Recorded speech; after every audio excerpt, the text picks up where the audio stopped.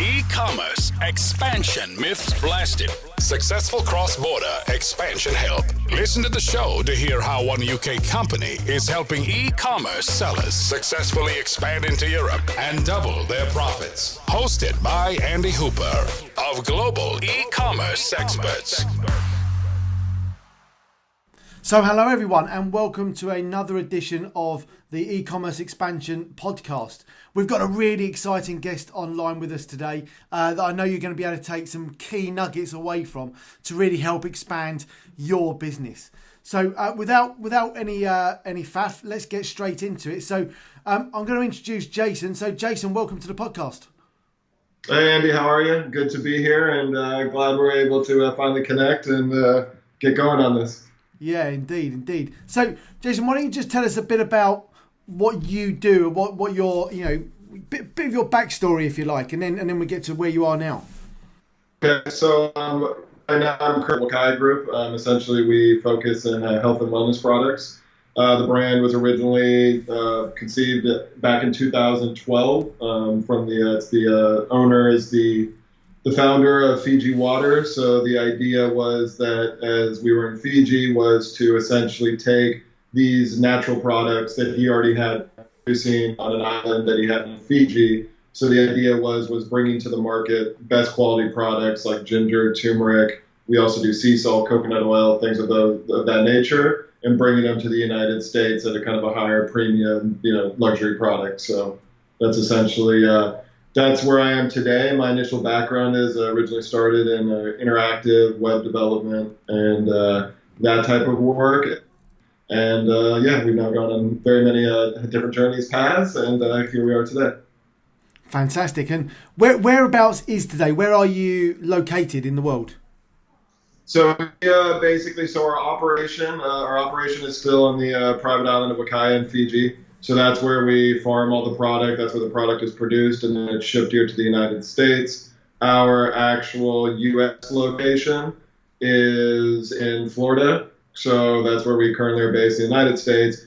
However, then, as you're aware, our primary kind of retail business is all in the U.K. So we sell with Harrods, John Bell & Croydon, Selfridges, as well as we do online. And then we also have a licensing agreement with another group here in the United States as well.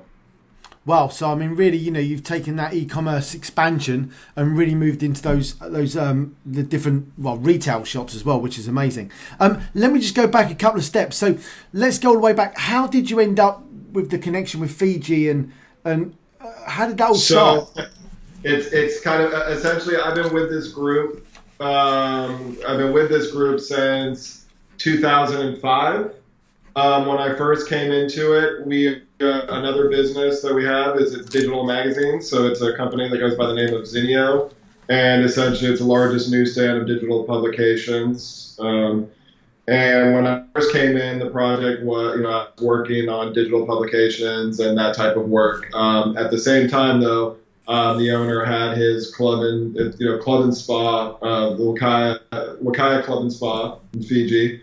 So when we were kind of working between both brands, the idea to create this product line, Wakaya Perfection, came about.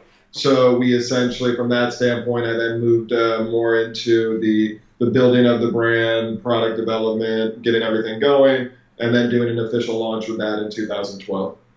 Amazing. So how long were you selling in the States or around the world before you moved to Europe? I'm presuming that was a... the brand, as I said, our initial launch was in 2012, which was backed nicely by Oprah had picked it as one of her favorite things in the United States. That kind of was 2012, 2013. We then launched with Harrods 2014, 15. Yep. And from that point, we were exclusively only sold in Harrods, and then in about 2016, 17 is when we kind of started rolling out in a bigger picture, getting involved with John Bell & Croydon, Selfridges, expanding our entity into the UK as far as what we're doing online with kind of the dedicated website. And then from there, also moving into Amazon and expanding out into kind of the overall EU. So we have so that's kind of how that's kind of was the natural progression into the UK EU. Yeah, so how did and don't give away any trade secrets here, because I'm sure everyone wants email addresses, but how did the link come up with, you said the initial one was with Harrods, for example, to get a foot stay in, what is one of the most premier department stores in the UK, and then followed that up with some of the others. How did that come about? So that part of it, basically with Harrods, was just one of those things where it was an individual who she was working at the time, kind of from a business development standpoint, and she had made that connection with Harrods, and so that a lot of it was backed kind of by the initial press we were getting in the U.S. between, like I was saying, with Oprah's favorite things, with we've been different magazine publications like Self, Shape, and so I kind of, with some of the traction we were getting here in the U.S., we were able to make that connection with Harrods, and then started initially with Harrods. We were doing just our ginger SKUs, so ginger powder capsules. Started with that. We then rolled out turmeric. And then that relationship just established, built, grew, and then from there we kind of moved into different sectors. Amazing, yeah. If you take, at the moment the big word is influencer, isn't it? You took the influencer model, if you like, that we know today, and introduced that 4 or 5 years ago, which is amazing, because that's the sort of thing that really works. It's always worked, isn't it? But it's great to hear that we hear so much about influencer this, influencer that, but it's nice to know it actually really does work for people when they're expanding.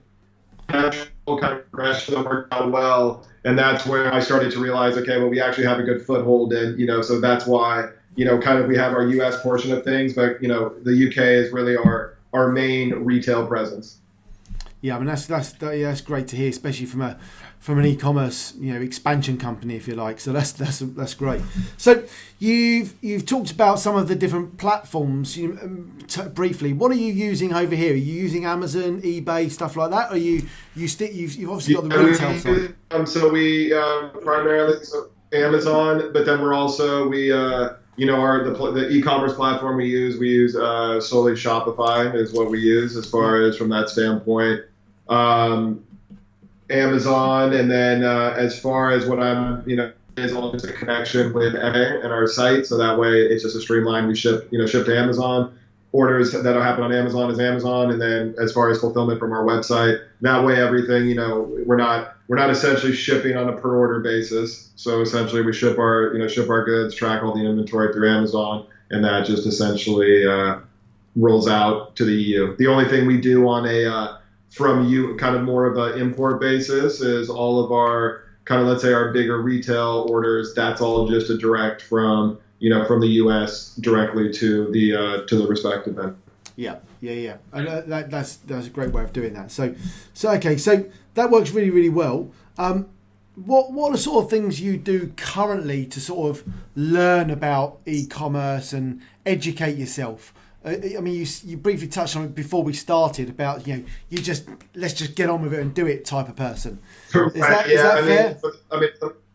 I'm always different. I'm always kind of keeping my eye on what are the kind of new trends, new technology, just from the standpoint that it's moving so quickly. But for the most part, it really is just a kind of do it attitude and figure it out kind of different ways. For the most part, I want to say last year has really been kind of from expanding to more of a dedicated online perspective in the EU. So now I feel like I have that all together. So, now really just kind of creating the overall foundation and framework for that.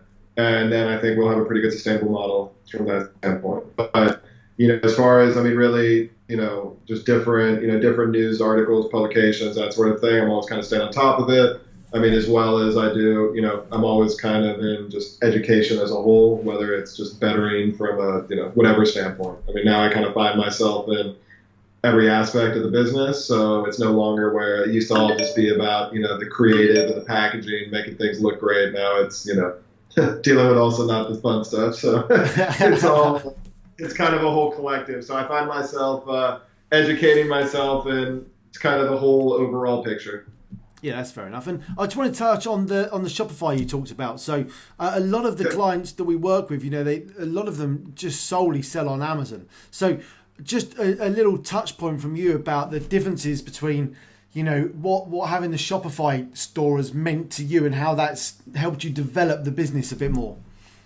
Well, for me, how I look at it is, I think Amazon is very much a necessary platform, but obviously from, and of course you can create because, we have the same thing where like your Amazon storefront, which is great, but I think from a standpoint of a brand and really having your brand, your website, that to me is a big factor of it. So overall, the reason I just think Shopify, it's an extremely easy to use platform. It's intuitive. It, gives you the flexibility. Even though, it's kind of based off of let's say their own proprietary code. It really is just kind of a derivative of PHP. So it's nothing that, anybody that has that experience can jump into it. But for the most part, from an inventory standpoint to tracking the whole nine, I just find it to be really easy to use. And not only that, it's obviously widely supported across just because it is, so many people are using it. So to me, kind of the win-win is the combination between, if you're going to do fulfillment or, is to be able to, obviously utilize Amazon from the sales perspective, but then also having Amazon as a connection to be your fulfillment channel. That way I kind of see that as a, best of both worlds. Yeah, quite right. That's really useful because a lot of people aren't sure on how to develop that. So you're using Amazon to fulfill the goods. You just fulfill through Amazon for that. That works quite well. Yeah, from the website perspective, for the EU, UK, you have to. It's one little extra step, but nothing too. It's probably take 20. I don't know, 30 minutes to get it all connected. But I find it just to be it's a good if you're already doing, let's say, Amazon and you already have the FBA structure in place. You might as well then just connect those dots as opposed to having then a second fulfillment channel. Yeah. The only other thing I could see that would be beneficial to take it one step further would be to, let's say, project out, good on a quarterly or yearly basis, have a warehouse location that maybe holds the bigger items and then have them kind of disperse those items, whether it be to Amazon, brick and mortar, and that kind of thing. So that would be for us the next step to take it. And the immediate, the next step would be that to have kind of a warehouse location that then meets those two channels. Yeah. And you just cut out slightly there, but I got the gist of what you're trying to say there. The FBA works really, really well. But actually the next step is to perhaps look at how you fulfill that outside of there for the bigger items and everything else. Right, exactly. And having one source within the country that then goes to those, to those respective channels, and then doing a, I would look at it probably as like a quarterly shipment basis that covers those two avenues. Yeah, and that's, obviously with our warehouse here, we do something a lot of our clients use the same sort of process where they'll send us stuff on a quarterly basis, pretty similar, depending on stock transitions. They'll send in 10 pallets of stock, and then we fulfill those pallets of stock to the various places to keep it topped up for them, which works really, really well for some clients. But you've got to get to that level before you start doing that. There's a tipping point. Yeah. Right. I think it really comes down to just looking at it, what are your volumes? What are the costs on, because obviously when you're dealing with a, quarterly base shipment, that shipment's going to require a bit more from a clearance perspective than you would if, let's say, you were sending a couple case packs to directly to the retailer. So the question is, where's that kind of that tipping point that makes it necessary to, let's say, do it more from a warehouse distribution standpoint as opposed to kind of direct to vendor or retailer. Yeah, totally. Okay, that's perfect. So a couple of bits from you on, if people are looking to expand, what do you think are the sort of key things they should think about before they do it to start off with? I think if they're looking to expand, one, obviously the cost implications. And I think that, if you're looking at it from obviously if people already have a long history of shipping, their rates will probably be a bit different. So I think really looking at it overall from a cost perspective, what's this going to look like, getting into the country from an importation standpoint. But then two, when you're looking at a retailer, let's just say if you're getting into retail, obviously having your budgets outlined, because, you're going to be coming with when, you get marketing spends and kind of, so really just, I think, and for us was looking at those different costs, because as everybody knows, and the thing that I always hear, oh my gosh, the UK, it's to ship there, those kind of things. But all of that actually, it can definitely be structured and figured it out. But I think for somebody coming in really to look at, I would say,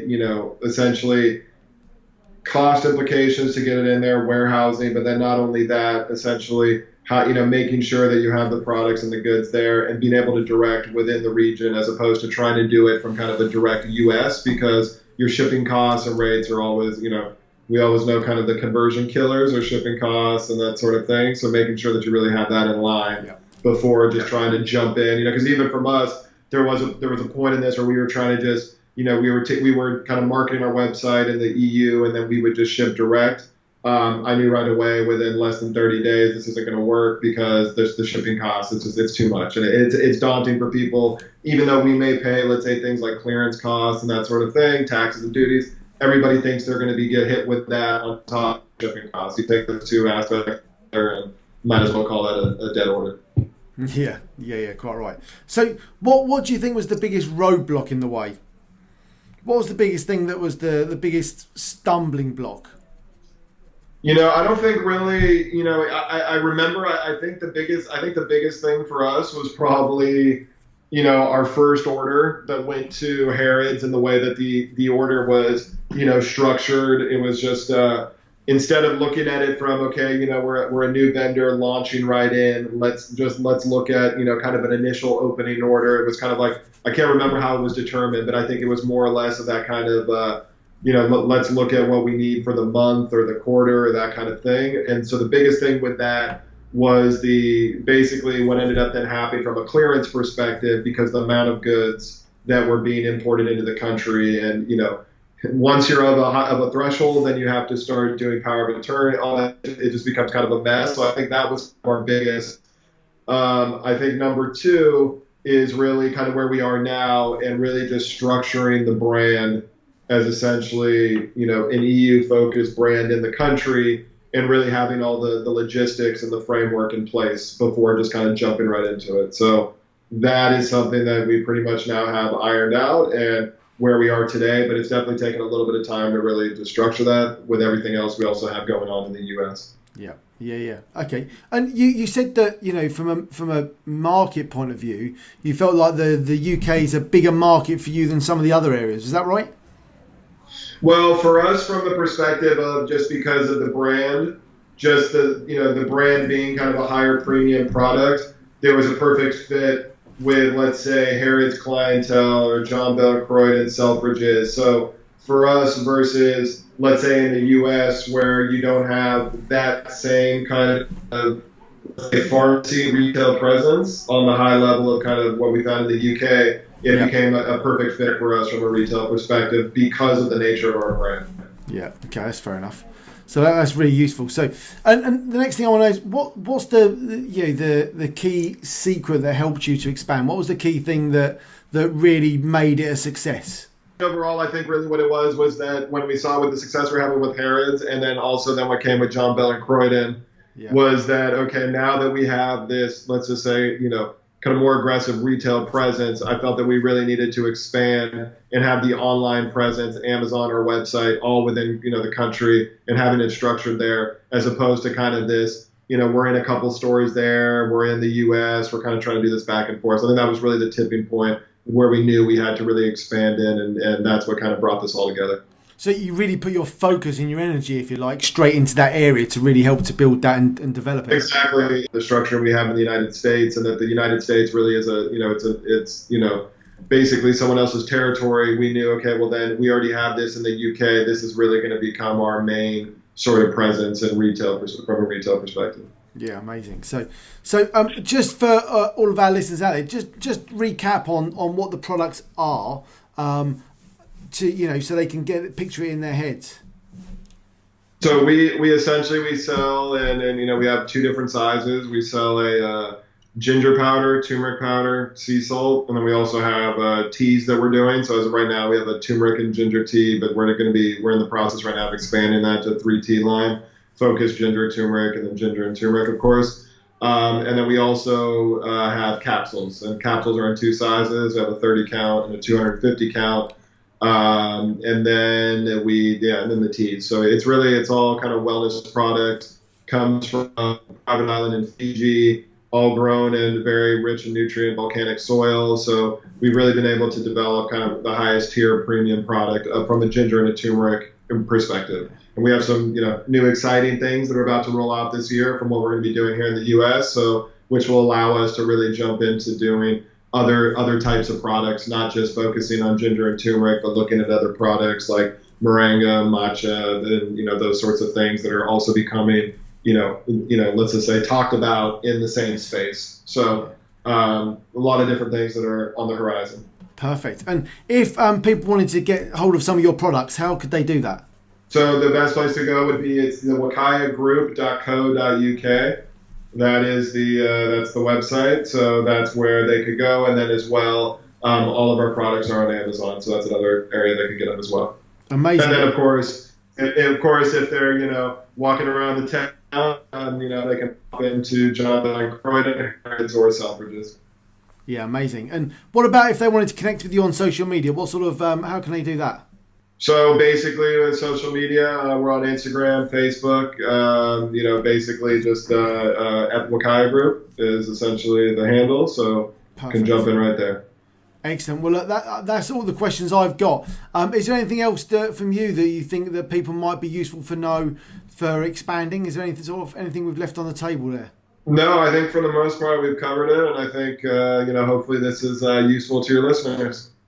Excellent. Look, I really want to say thank you and appreciate your time, because I know your time is very valuable. So thank you very much for your time. Hopefully our listeners will get a huge amount from it about helping them to expand, and just hear some of those golden nuggets that you've come up with. Whether it's just I need to get on with my Shopify store now, or how can I use influence, whatever that might be.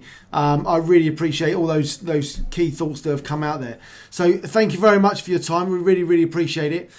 We are going to end there until next time. So thank you very much, and we will speak All right, thanks. soon. That sounds great. Thank you, Andy. Appreciate it.